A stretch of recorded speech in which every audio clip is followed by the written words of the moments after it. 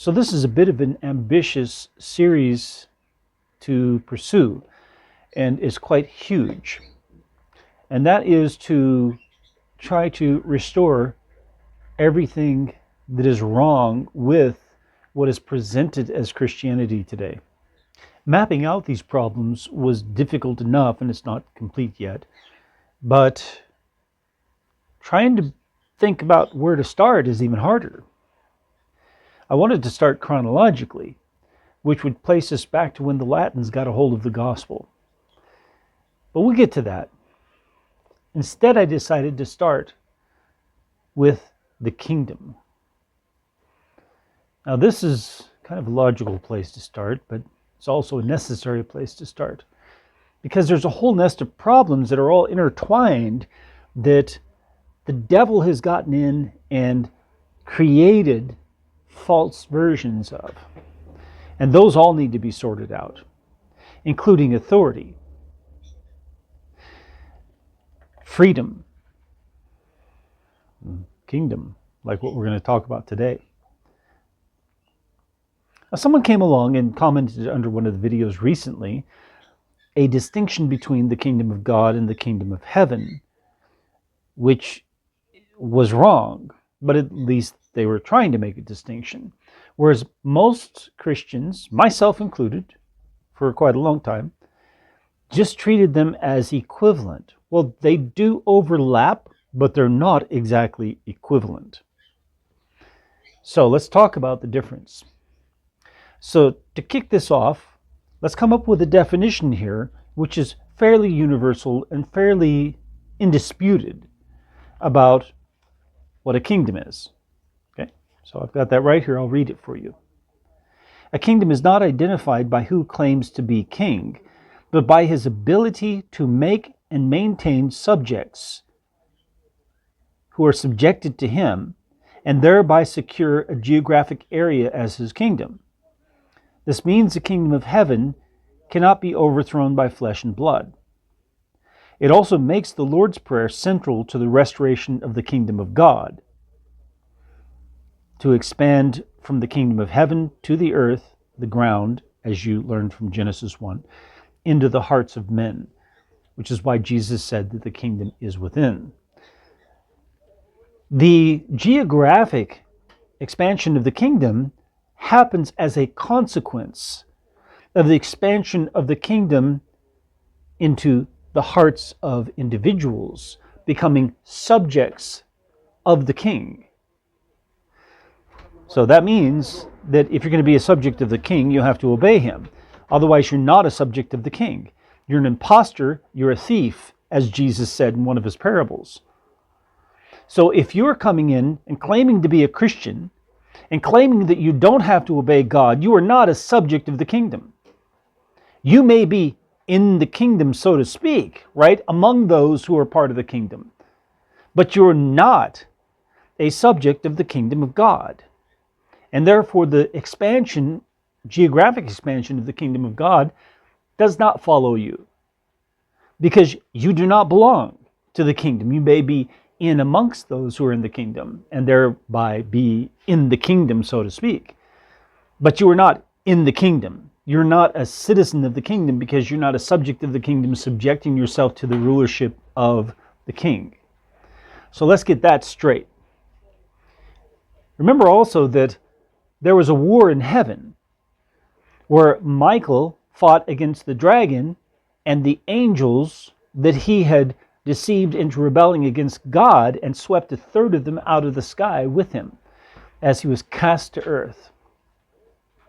And so that was necessary, because the kingdom of heaven must remain under the control of God by the nature of what it is.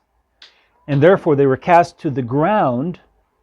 As we learned in Genesis 1, that word means they were cast to the ground out of the sky, the word heaven, because the ground is where the choices are made. That's where the kingdom of God is expanding into the hearts of individuals through the gospel of Jesus Christ, under the kingship of Jesus. Because it says, Paul says this, that in the end he will hand over the kingdom to the Father after he's made everyone and everything subject to him, except the Father, Paul says, of course. So that indicates what I'm saying as well, is that Jesus is there to offer us peace with God. Even when we think that we aren't an enemy of God, if you aren't at peace with God and a subject of his kingdom, like under his control and his rulership, you are an enemy of God, even if you don't feel like you are. And Jesus came to bring this gospel to make peace between you and God. And if you will not, then in the end, he will fight against you and he will overcome you. That's the point of Revelation, about him coming back on the white horse with a blood-stained robe and a sword, ready to execute all who are enemies of God. Once everything is taken care of and everything is under his control, he will hand that over back to the Father, as Paul says. So the question as a Christian is, are you really a Christian? Are you a subject of the kingdom of God? Listen to what it says in the Lord's Prayer at the very beginning. Our Father in heaven, in the sky, our Father in heaven, holy is your name. No sin. Your kingdom come. That's a command. Your kingdom must be made to come. Your will must be made to be done on earth, on the ground, as it is in heaven, as it is in the sky. There it is. It's a dedication also when you pray that you're going to do that.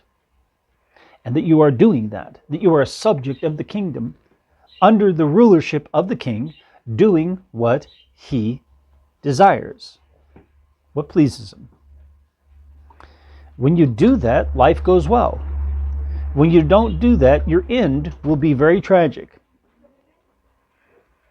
So this will kick us off on the distinction between the kingdom of heaven and the kingdom of God. The kingdom of God is the expanding part of the kingdom of heaven. See? And so the paradise is within the kingdom of heaven because it's already under God's control. And Jesus says that not everyone who says to me, Lord, Lord, will enter the kingdom of heaven, but only he who does the will of my Father who is in heaven. So as you do the will of Jesus' Father in heaven, you are in the kingdom of heaven. See? And that's the kingdom of God on earth. The geography is just a consequential thing. It's as a consequence of individuals' hearts being made subject to the king. So that's where we start. Are you in or are you out? If you think you're in, but you're not obeying God, and you tell people that they don't have to obey God to be saved, you're out. You're a thief. You came in by other means, not the gate. And you will be thrown out.